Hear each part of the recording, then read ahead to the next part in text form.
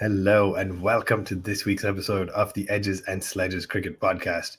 I'm your host Ashwin. I'm joined by DJ as India have just wrapped up our 17th, yes, that's right, 17th consecutive series win at home to defeating England 3-1 with one test to go, so hopefully 4-1, but either way the series is ours. DJ, pretty great start to the morning, at least morning my time zone. Pretty great, and there's a lot that happened in this test, but how are you feeling about the overall result? Feeling great, man. It's now been 2 weekends in a row where we've gone into the weekend feeling a little bit, uh, I guess, uncertain about the Indian chances before the weekend. Over the weekend, India have played some magnificent cricket to claw their way back both in the third and the fourth Test matches. It's been exciting cricket. It's been you feel kind of proud of this team as well. And what's nice is because it's such a young side, which we'll I'm sure talk about. It feels like this is. I mean, we took home wins for a for granted almost. But it's the personnel that have delivered this home win, which makes you feel really excited to be an Indian cricket fan as well. I mean, this team gives you so many lows, but when it gives you highs like this, it's important to sit back and just appreciate it as well. So very happy. Yeah, could not agree more. That's really well said. I mean, as a recap, and I say this a lot, so if you've been listening every week, I apologize for repeating this, but sitting here saying to play a series against one of the more formidable sides in Test cricket, yes, it's at home, but no Virat, inconsistent availability of some other players, so Jadeja and Ash, no Rahul, no Shami, no Umesh, who obviously wasn't selected. Like, you start to add that up. I probably missed, and then of course the first real home series where you made a clear decision to go away from Pujara and Rahane. I mean, it is truly young blood who have come to the table. I mean, four players got their Test debuts this series, right? DJ, I don't think about that for a second. I don't think, yeah, I can't remember the last time that's happened ever from any side, other than maybe when a new country starts playing. But four is just unbelievable. Did we have four at the Yeah. Gabba because of all the net bowlers and all that? Yeah, I mean, we had Natarajan, I don't know if Washi made his debut in the fourth test there. Anyway, Maybe he four did actually. four Yeah. debutants in the series. So why don't we get into it before we talk about the game? Again, if you're watching us on YouTube, hit that like button, hit the subscribe button. we yeah, why don't we, before we get into the specifics of the game, why don't we talk about quick selection really quickly? So obviously coming into this test, we talked about this last week. If you heard our episode, I was not, neither was Varun pro. Actually, neither were you pro the idea of resting Bumrah going into this test, and the idea just being, listen, you're up 2-1, you know, get the win when you can, get it to 3-1, and then it then rest him in Dharamsala. It doesn't really matter if once you're 3-1. Of course, you want to win 4-1. All's well that ends well. However, DJ, how are you feeling at the lack of Jasprit Bumrah going in and the fourth debutant of the series? Like I mentioned, Akashdeep getting his test cap. So very happy for Akashdeep, of course. I mean, it's a great story. He's had come through lots of trials and tribulations, and there's lots of writing around his journey to Test cricket, which is pretty fascinating. It started about 200 kilometers away from Ranchi, and ended. There's a lovely little moment where Rahul Dravid is given a speech as he hands him his Test cap. Talks about how he lost his father, his brother, gave up cricket, moved cities, moved to Bengal to play cricket, and now it culminated in a Ranchi debut. So very happy for him, and we should talk about his performance as well. But I mean, to rest Bumrah when he's bowled 8 overs in the last innings, I was, I think I was pretty unhappy with that. I just thought that this was as you say, all's well that ends well. But if this had gone badly, which it didn't look like it was going well for a long time, um, there would have been questions raised as to why Bumrah was rested, because at 112 for 5 with a Bumrah in your ranks, I mean, you would have expected India to bowl England out for 250-ish, right? That they went on to get 353, that the tail while Ollie Robinson got runs. In hindsight, I guess it's fine, but I was not happy with that. The priority must be Test cricket. His workload wasn't as great, I think, to warrant a rest, particularly in the middle of a marquee series. And what is the logic for the rest? I guess the IPL is coming up and the World T20 is coming up. And there's a Dharamsala test coming up. Now, for me, if he's a premier fast bowler, one of the greatest bowlers to have played, I guess, for India, and in the middle of a marquee series where you're vying for World Test Championship points, and if you're position publicly is that Test cricket is the premier form of the game, and we want our best players playing that. In the absence of so many players already, Virat Kohli, of course, announced the birth of his second child. Congratulations to him. KL Rahul's out. There were lots of kind of big players already missing, and to lose Bumrah to a voluntary decision did not sit right with me. I just felt that his workload, yes, it should be managed, but manage it by not playing him in a bilateral T20 series. Manage it by asking him to. I guess there's always a tension between individual players' IPL aspirations and national aspiration, but he's a centrally contracted player. The IPL should not be a factor in this at all.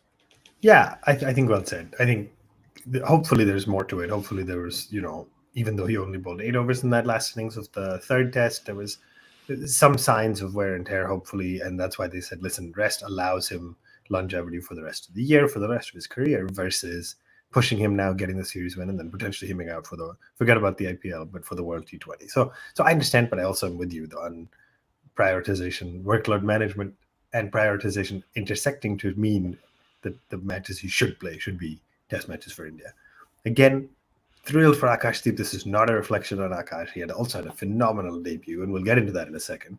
But DJ, as we think about it, right, I think Stokes at the end said the scoreline didn't correctly or adequately show how much this test match ebbed and flowed. And I think that was right for all the controversial things Stokes says in the media. I want to summarize really quickly, and then we'll get into it. But at 112 for 5 before lunch, you're thinking India's well in the driver's seat. England batted first. Sorry, 112 for 5 before lunch. Great. Awesome spot to be. When they make 353, you're thinking, okay, fairly even, England slightly ahead, but you don't actually ever know what a pitch is going to do until both teams have batted. So England ended their first innings at 353. Then when India gets to 177 for 7, you're thinking way behind. I mean, if you concede 175, 180 run lead to England, you're in big trouble. Managed to get to 307, pretty good, pretty balanced, back in, still probably slightly in England's favor. And then England obviously got all out for 145 in that second innings, so leaving 192 to win. Again, you're still thinking fairly balanced, but probably slightly in India's favor, but chasing 200 on a fourth innings pitch where the opposing team has just got out for 145, not easy. And then at the end of the third day's play, being without dismissal, 40 for 0 on they were going back into the dressing room, you think advantage India slightly. So DJ, let me ask you the question. After some of the pitches we've had in the series, did Ranchi feed up to us a pitch that delivered a good test match, or was it a little bit difficult for batters based on how much the ball was doing on day one, or how low it was keeping? That's a good question. I mean, Stokes got 2 balls that kept low. There were a few that shot through. Yashasvi Jaiswal got one which shot through in the first innings to bowl him. There was a few that popped off the pitch as well. So it was a bit up and down, but it was not dangerously so, and it wasn't really. I mean, I guess the bounce was more the concern than the spin, if that makes any sense, because it depended on whether the ball pitched in terms of line, whether it went on to hit the stumps or not. That said, what you could see was that good players worked out how to score runs on that pitch, and we'll come to it again. I mean, we saw Joe Root getting blasted in the last test for his shot selection, but for a guy who plays the sweep shot probably better than most people in the world, he put away the sweep shot completely. Dhruv Jurel, the guy who got 90 out in the first innings, 40 not out in the second innings, also said, I had to rule out scoring shots square of the wicket. So it was people that were able to adapt their game that got runs on this track. And it was good to see proper old fashioned test cricket come back. Both first innings lasted over 100 overs, right? And people who were prepared to do the work got the outcomes. So I think it was not a bad pitch for test cricket. The games lasted 3.5, 4 days. If England had batted a bit better in the third innings, and we can talk about if England had gone on to bat a bit more, would the pitch have deteriorated more to make it harder for India to score those runs? The fact that they got out so quickly in the third innings allowed India to put the light roller on at the end of the third day, put the light roller on at the start Yeah. of the fourth day, whereas England would have put the heavy roller on and cracked the pitch up even more. So, Yeah. I mean, there's small margins and there's different kind of ways of looking at it, but I don't think the pitch is really one that's it's not a below average pitch or I'll say it's an average Indian pitch. And people, the fact that a guy got 100, the fact that a guy got 130 odd runs for once out, which is Jurel, and the fact that Gill stuck around for ages, got a 50, Rohit got a 50. It was hard work, which it should be because it's test cricket, but it's not impossible to bat on. So Yeah. I was okay with it. I think that's actually well said. If both teams can cross 100, it's hard work. It's hard for batters, but it was made for a good test match pitch. Dita, you mentioned Joe Root, and we have to give him lots of accolades and full credit. As much as I want to have the discussion about did he do as well as he did because he went against the spirit of baseball, but that's a whole different discussion. We have to start with how England got to 112 for 5 in the first morning. Okay, Akashdeep on debut comes steaming in. I mean, this guy, I hadn't seen too much of him outside of the IPL and a little bit of what was doing the rounds when he made his debut, but he's got a great in-swinger on the first day. He didn't have a lot of outswing, but had this beautiful ability to deliver a ball on like fourth, fifth stump line that just held its shape. Just didn't look like he was going to cut back in and just held. And caused a lot of trouble for the Quicks, including, of course, getting Zach Crawley bowled for his first ever test wicket, and then turning around and seeing the umpire signal that he had overstepped. I mean, I have a separate rant to go out on why the no ball siren goes off in test cricket, because the siren's only helpful if it's a free hit. And there's no free hit in test cricket, but they've got the siren going for no ball. But anyway, Disha, how great is it to look at the England top three, Crawley, Duckett, both of who have had good series objectively, crossed 45 again for the sixth, I think, out of 8 times in this series. And then Akash gets Duckett out, Ollie Pope out in the same over. And then Crawley not shortly after also bowled, which I felt was deserved. What a start to your test career, right? Yeah, absolutely fascinating. I mean, pretty heartbreaking to see him bowl Zach Crawley, and he's overstepped by like such a small. It's not a big no ball, right? Like it's a very tiny overstep, but the line belongs to the umpire, and so it was a fair call in the end. But I mean, then to come back and knock the off stump off again after getting Duckett, after Pope, getting yeah. Pope, and then getting Crawley again. It was kind of nice, like as a full circle type of thing. And he was fielding as well, like he fielded well, he showed a lot of energy in the field, so that was nice. Apparently he can bat as well. He scored 18 ball 50 in one day cricket, and he's already hit his first 6 in test cricket, so that's a nice sign. Bowled with good pace, 138 clicks or so. I mean, like, Yeah. he said that Shami's been giving him some advice on that because they both play together for Bengal. So yeah, a really useful, he's got a bit about him, and he looks like he's a really useful cricketer in the game. And I mean, he's fought all odds to get here, and good on him. I think a good addition to the Indian pace battery, man, like with the likes of Bumrah and Shami being out. And it's good to see that they're coming through the ranks, to be honest. He didn't get to bowl in the second innings, but that's a lot of the Indian fast bowler, right, on days Yeah. 3, 4, 5. Yeah, I couldn't agree more. And he's probably used to that, right? Having played all of his cricket so far in domestic conditions. So congratulations to Akashdeep. Super exciting. Great to see. Bairstow came in, looked like he was going to put up a fight. I think I have to look at the numbers. And if somebody watching this live on YouTube has it, I think he may be one of the worst test cricket players to ever get 100 test caps. And that's pretty staggering. You think about guys who haven't had great. I'm not saying he's a bad player, to be clear, but just from a sheer number standpoint, he has to have some of the poorest numbers in test cricket for somebody who made it to 100 caps. But that's a discussion for another day. And then Stokes gets out to Jadeja too, and you're thinking 112 for 5. This is going to be great. And Joe Root came and showed us why. I think last week you or I or both of us called him England's greatest ever test cricket batsman, and he put on an absolutely magnificent century. Very restrained and yet aggressive when he needed to be. 122 of 274 balls. I think it was the slowest test century since the Yep. Bazball era. In the baseball era, yeah. And his third slowest overall, actually, I think. Yeah, I mean, he just grounded out. Full credit, by the way, to Ben Fowkes, who batted with him for 126 balls, and Ollie Robinson, who we know has this ability to bat and stay there and make runs, but making a great half century at the end. Yeah, but irritating, right? Like he was out Incredibly, LBW, but we yeah. burnt all our reviews. Like, what is up with Jadeja? Needs to just be controlled when it comes to this DRS business. Are He we burns jumping? Are Jadeja we and Siraj. are we jumping ahead to Honestly, DRS? So let's talk that really quickly because it became, unfortunately, we talked about this last week. Pitches are pretty good. England doesn't have anything to complain about. Last week they started complaining about DRS. Ben Stokes in particular said there shouldn't be an umpire's call. If it's hitting, it's hitting. If it's not, it's not. And of course, there's this great clip of Nasser Hussain doing the rounds as well of how he explained that, listen, it's not if it's hitting, it's hitting, it's not. It's not. This is margin of error. This is how technology works.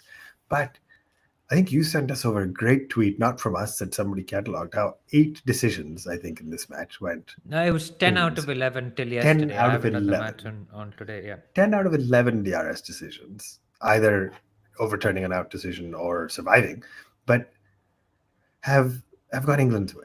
And now there's no call. And actually, by the way, Michael Vaughan came out and spoke up against Joe Root's dismissal in the second innings, where again it looked like Ash's ball from around the wicket, a great delivery, sharp angle in, pitched right at the edge of the pitching in line marker, but was red.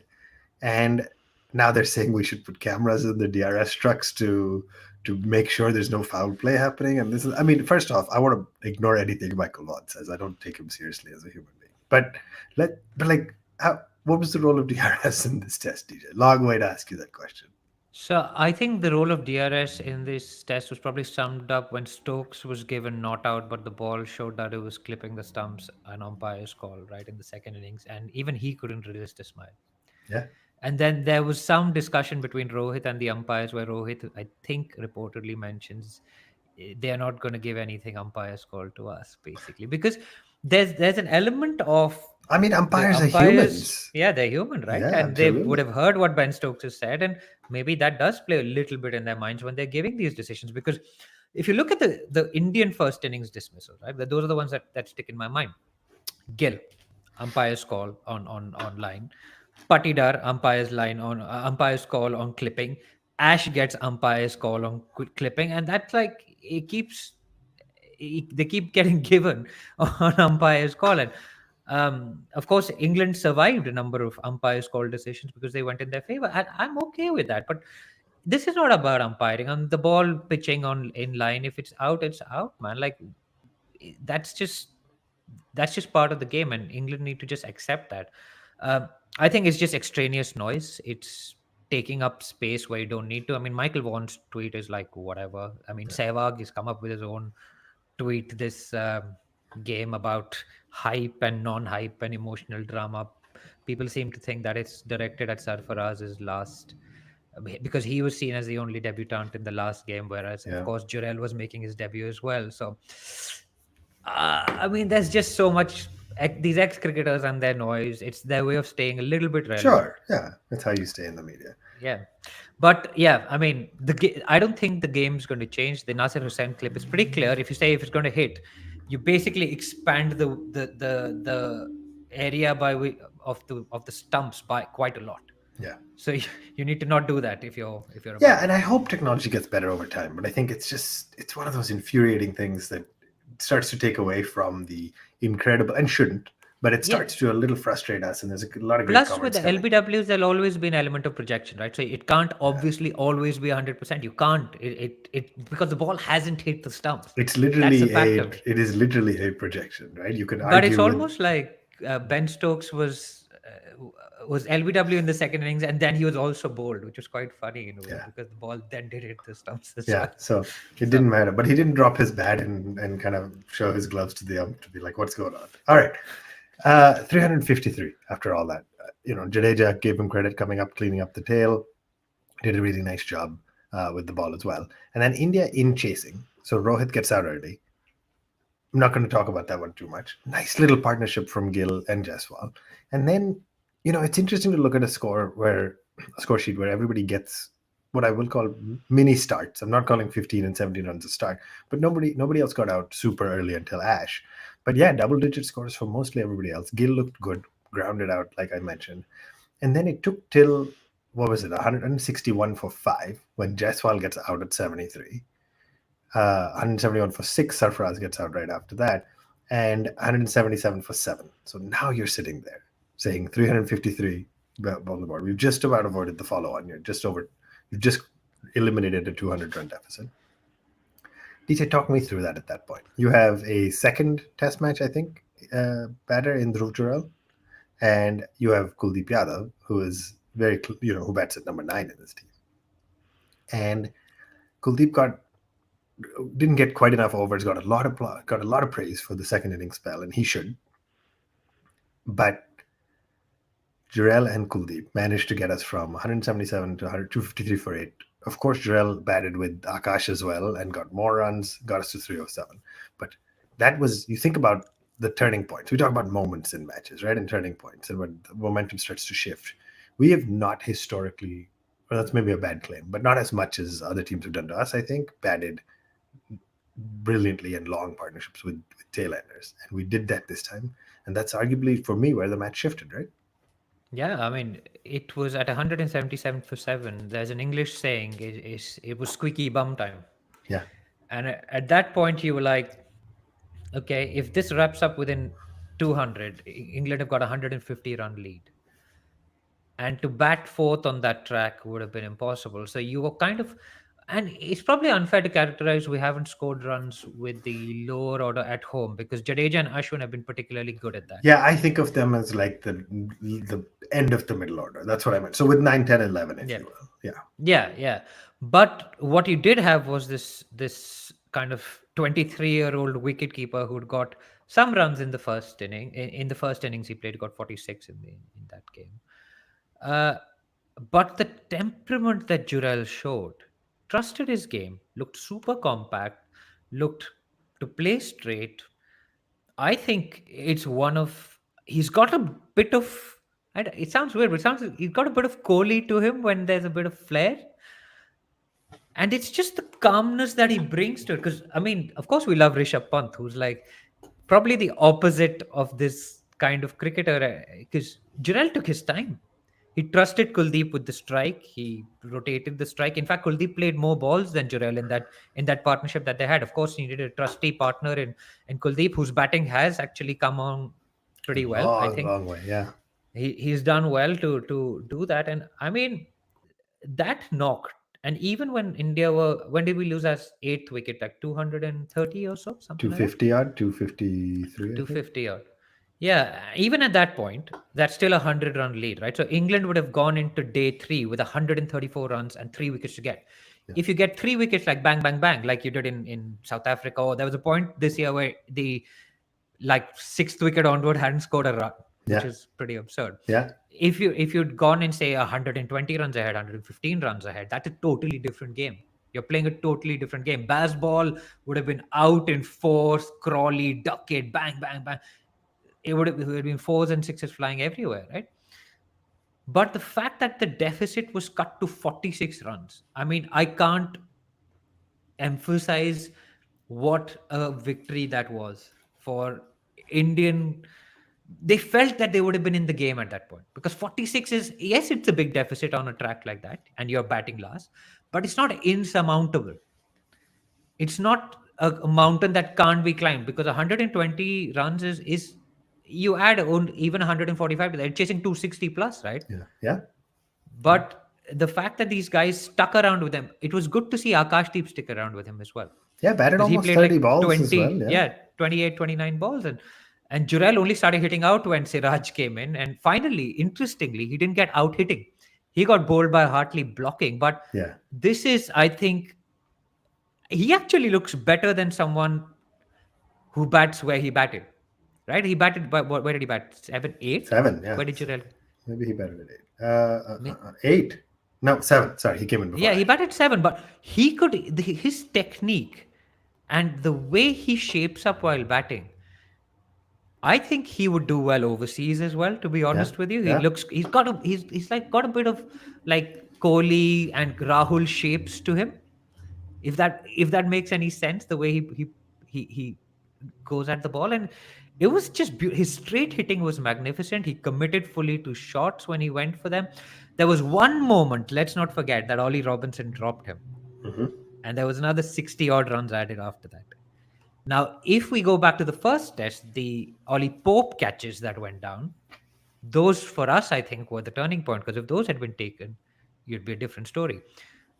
But the Ollie Robinson drop, who basically played as a Dortawa spinner, as people like to call him. He was bowling really slowly, but played 125, as batting. 127. It was bizarre, actually. Yeah. Yeah, and if he'd taken that catch, maybe it would have been a 90-100 run lead at that point, right? And it's those are the margins that decide games. And again, taking nothing away from Jurel, but England had a chance and they fluffed it. And you don't Yeah. win test matches, catches win matches.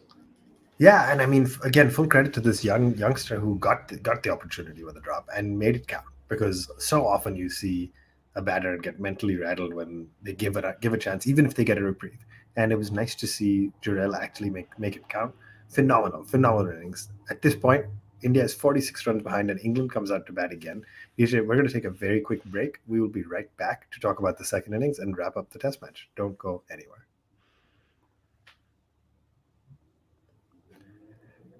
Welcome back to the Edges and Sledges Cricket Podcast. If you are watching us on YouTube, there are a lot of you on, so thank you for joining. Hit the like button, hit the subscribe button. We will try to read the comments as best as we can and get to them quickly. But DJ, 46 run deficit. The text I sent, and I text Varun directly on some of these because it's the middle of the night when an inning starts your time. The text I sent, which I want to take credit for, but also everybody thought it, let's be clear, is why does Rohit Sharma? I think I specifically said Rohit Sharma has one of the best new ball bowlers in the world in his arsenal, and he is not giving him the ball. And Varun was like, "Huh? Who are you talking about?" And of course, I was talking about Ash. Talk to me about that, right? He hasn't bowled with a new ball, I think, this whole series until this innings, and comes out with a new ball. Ben Duckett in the fifth over. Ollie Pope the next ball. I mean, what a start at 19 for one, and great catch by Sarfraz. Nice to see a young crop of players who feels close in. Aside from the moment where Rohit had to tell him to get his helmet, Get a it helmet. was a good line. Hero Madban, I think. Hero Hero and Panti helmet Matle. lele. So good. But yeah, I mean, when you have only 46 runs, when you're of a deficit, you have to strike quickly. You just do. And so getting those first two wickets early, and obviously then Ash bowled phenomenally, picked up yet another five-for, despite getting some criticism for his overall performance this series or his lack thereof. Kuldeep picked up four. Again, have to give full credit to him. But yeah, thoughts on the second innings spell? Any highlights? How would you highlight Ash's overall performance? I mean, absolutely magnificent, right? You could see there was. So I think DK was on commentary when they were showing and I love these little pieces of insight, right? Like when he's bowling and he's undercutting with the new ball, you can see the ball. I think DK called it like a flying saucer because it was going sideways, the Nice. side spin Yeah. with the new ball, right? And then as the ball got older, he came on with overspin, and that is the mastery of a player like Ashwin, right? Like you can question him as much as you want, but he is, I mean, he's gone past 500 test wickets. It's and he's done it at probably one of the best rates that Indian, forget Indian, like in world cricket. And he's done it over and over and over again. And this series he hadn't made a mark as such. He'd taken 3 wickets, 4 wickets, but you'd expect someone like him to be amongst the top wicket takers. Of course, he missed part of a test match, which is I missed like almost 2 bowling innings, so maybe it was a matter of time. It's like Joe Root, class players, they will deliver at some point. You just can't count them out. And what a time to deliver for your team. And Ashwin, I mean, an absolute master at what he does. Combine that with a Kuldeep, where Zach Crawley batting really, really well goes back to, I think there was 118 for three when this happened, and this is like Saturday morning my time, and I'm like, well, these guys are quite far ahead at this point. What's gonna happen? 118 for three, and they've put on a bit of a partnership after they were 65 for three, right? And then Kuldeep comes on. I think it's his first ball. I think may have been, and Crawley goes back and gets bowled through the gate middle stump, and you're just like, what? That's unbelievable. Sharp spin too, right? Like that's the Kuldeep ball that you love to see, just outside. Yeah, it was just brilliant. And it's great. And you can see the amount of turn he was getting. The other interesting stat was Ashwin was spinning it less in the second innings than in the first innings. Oh, interesting. That is So fascinating. Ashwin's Yeah. the degree of spin Ashwin had on it because he bowled with a newer ball. Perhaps it was skidding on a bit Yeah. more. Maybe there was more undercut to it. Whereas in the first innings he was bowling more to slower and so fascinating. But Kuldeep takes those wicket. I mean, they both then combined. Kuldeep has okay, and Kuldeep I think had a magnificent series here. A magnificent series, and he's With going back to bat the place of and his ball, debut. right? Yeah. Bat and ball, right? And remember, this is a guy, Ashwin, in 2020, end of 2020, net bowlers were playing the Gabba test before Kuldeep. Kuldeep was in the original squad. He was part of that famous Australian win, but he didn't play a single test match. And Natarajan played before him, Washi played before him, Shardul played before him. and there's a lot of For him, discussion now about him potentially being first choice overseas spinner. well, that's what Ravi Shastri had called him, right? And Yeah. then refused to play him overseas after that. Well, But it was absolutely incredible. The lower order collapsed against him. You could see Ollie Robinson completely clueless.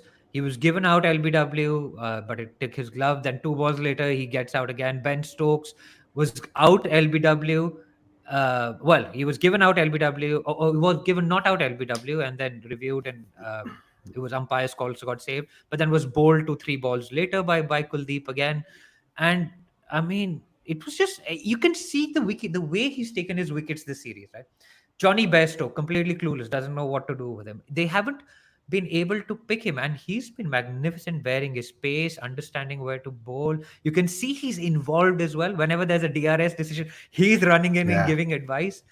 And he's fielding well, he's batting well. He's just a guy who's enjoying his cricket again. And it's so good to see.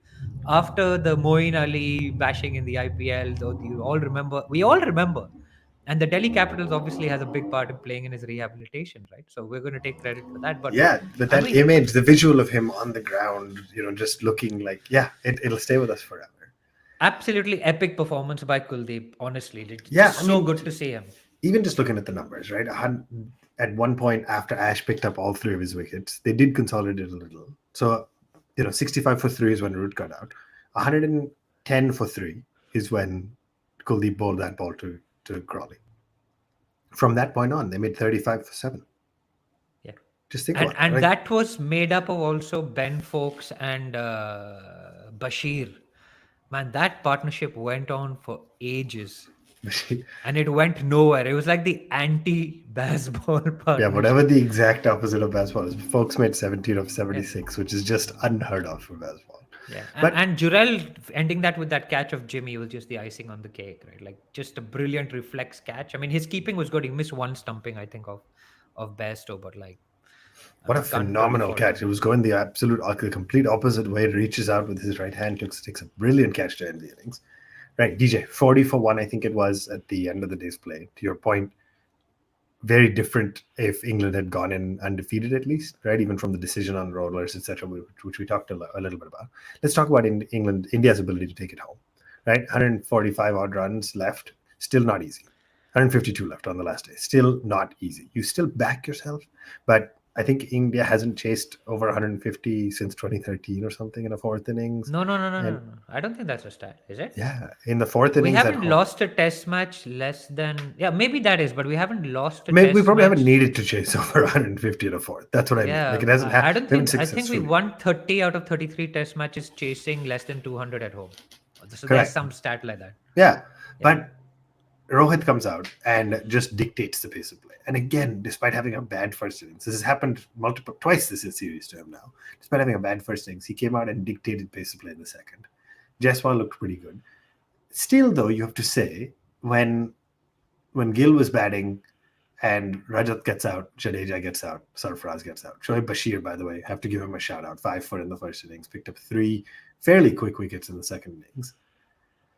You're a little nervous, right? And it took that same 23-year-old wicketkeeper kid to come in and consolidate in, of course, partnership with Shubman Gill, who looked great out there. and take the team over the line. I mean, that was a pretty poetic moment to see Gill and Jurel at the crease when those winning runs got hit, right?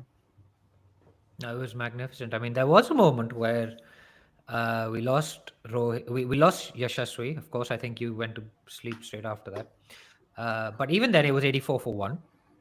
Rohit's dancing down the track out, 99 for 2. Jadeja hits a full toss straight to the, like, I mean, we should talk about Patirar actually. Another duck, another failure. I'm not sure he's going to be. We've just got a question in from Shayan Sharma actually. What about Patirar? Do you want to Yeah. take that? Yeah, I mean, listen, I think from a principled stand, it's tough. It's not what you want, right? You gave him a shot. He has the ability. I think he still has a bright future, at least in white ball cricket. From a principle standpoint, you've won the series 3-1. You've given this guy a chance. Back him. Let him play Dharamsala. Give him one more knock. Give him, it's very tough because you want to give players like Gill who earned it maybe a little more than Patel. You want to give them a long leash, and he paid that back, right? He got that century, or how much did he make? 91. But I'm just sitting here saying it's disappointing to see. I didn't watch him get out, by the way, for the record in that second innings, so I haven't watched that dismissal yet. It But was, I mean, it turned and bounced, and he kind of edged yeah, it to backward short leg. Pope took a good catch, but when things are going against you, yeah, they're all going against they all do, and that's how cricket works. And so for me, I would like to see the team management back him for the fifth test going into Dharamshala, which we'll talk here in a second. But yeah, while disappointing, hopefully they don't completely write off a young player off of one bad series. Go back to the drawing board, continue playing domestic cricket, have a good IPL, and come back and hopefully make your case to continue playing in the test side. So Yeah, no, fair. And then of course Jadeja hit that full toss straight to Johnny Bairstow, which was a weird inning. Jadeja got like 4 of 30 odd balls, which was just weird. He got stuck, and there was a full toss, and he just didn't put it away because I guess he gone into a defensive shell at that point. Not particularly great, to be honest. And then Sarfaraz comes out, and he goes out for a duck as well, and he didn't have a great test match either. He got 14 in the first, a duck in the second. I mean, he looked great on that flat batting deck in Rajkot, but he did struggle here. Again, reviewed a little bit of an edge to Ollie Pope, caught again of Bashir, who took 8 wickets in the test eventually. But then Jurel comes in again, and it's the calmness, man. Like, you can't buy temperament. And this is what, like, I don't know who else we were talking about this with. Like, you just can't buy that calmness and just trusting your game, which, I mean, again, he averages 46 in first class cricket, so he's not like smashed the door down. But him and Gill, and as you said, Gill got 91 in that innings and kind yeah, of, I guess, saved his place. But they were innings of maturity from young players. And very young. yes, there's no Virat, yes, there's no KL, but this is a coming of age test series, a coming of age by Gill, and he seems to specialize in second innings. Like, if Kohli is an ODI chaser, he seems to be someone who likes batting in the fourth or third Like innings of a Shami, test right? match. Yeah. Second innings Shami, second innings Gill, but just trusted his technique, played forward, played straight, and only unleashed 2 big 6s after he'd gone past 37. I think he went to 50, 39 with a 39 6, 45, 45 6, 51. Yeah. And I mean, no boundaries in the innings either.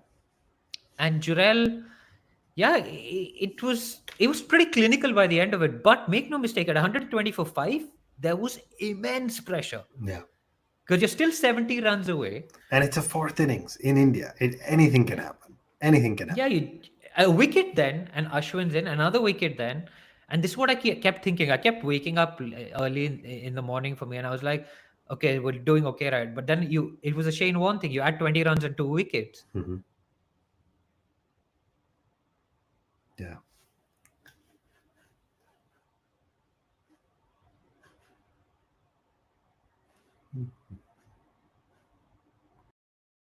All right. We seem to have lost DJ. I'm not sure if that's a technical issue on my end or his end.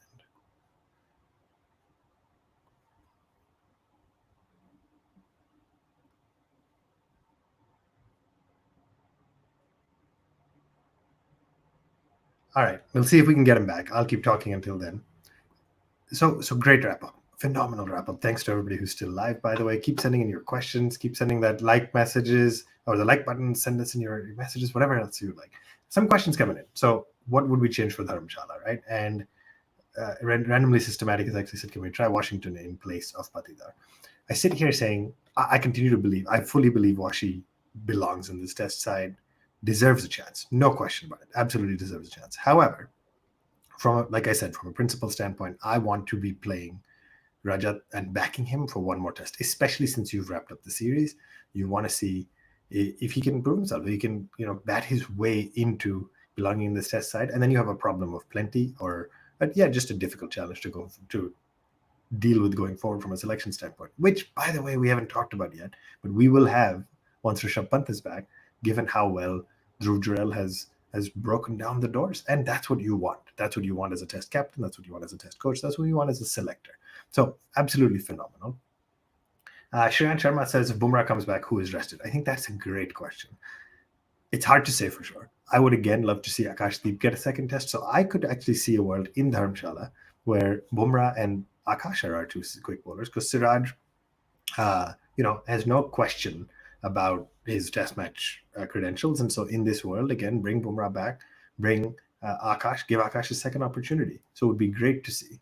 However, there's also a world where Bumrah, based on, we don't know anymore, haven't heard anything in the last few days, but from a fitness standpoint, there is a world where Bumrah and Akash and Siraj continue to play. I actually see a world under Rohit where they don't change a lot, because they did very, very well in this third test match. And yet you want to give some of the guys who didn't do quite as well, you want to give them another opportunity. All right. Popper Julian says Patidar played like a 22-year-old, pretty irresponsible. Vikram has actually said workload can also be managed by shorter 3-4 over spells, and the fact that most of the tests get 4 days, out of which 2 days is batting. And I think that's fair. That was in reference probably to Bumrah. A couple of great comments coming in as well. Bharat says, the English DRS narrative is so moronic and childish. I haven't heard any Indian cricketers or media cry about it. And Rahul says, England team have this strategy of putting pressure on umpires, and it works. Remember their last tour in 2020 when Root complained and then got decisions in their favor next game. I think if you didn't hear it, go back and listen to DJ and I talking about it as well. Absolutely fascinating, because to the point, umpires are humans too. And so, I don't love it, to be honest, but I understand it as a strategy. I get it. It's a strategy. If things are not going your way on the field, you try to make everything else work in your favor. And so with that, England put some pressure on the umpires, and you can sit here and argue saying it worked. I think as an India fan, it would have been a lot more frustrating if this result hadn't gone our way. And it almost didn't, remember. But given that India was able to eke out that win, absolutely fair play to an extent to England. I don't love it personally, but I understand. So, right. We've lost DJ. I think he officially had some electricity problems at home. So apologies for that, and appreciate all of you for staying on. This has been a lot of fun. What a great way to wrap up a test series 3-1 with some of the youngsters doing the job while Ash comes in, picks up another 5-4. I think going into Dharamsala, you have Ash's 100th test match, and he gets to play it without much pressure, which is going to be awesome. Lots to look forward to, but also a little bit of a break. So March 7th is the 5th and final test match before we pivot and talk about the IPL and all things coming for the rest of the summer for us. Thank you, everybody who tuned in. If you're on YouTube, again, hit that like button, hit that subscribe button. Get at us at One Tip One Hand. That's the @ logo, number one tip, TIP, number one hand. And we're on all the socials with that, Twitter or X, Facebook, Instagram, etc. Follow us. We'd love to hear from all of you. Thank you for joining. Congratulations to Team India fans for a brilliant win. This has been the Edges and Sledges Cricket Podcast, and we will see you next time.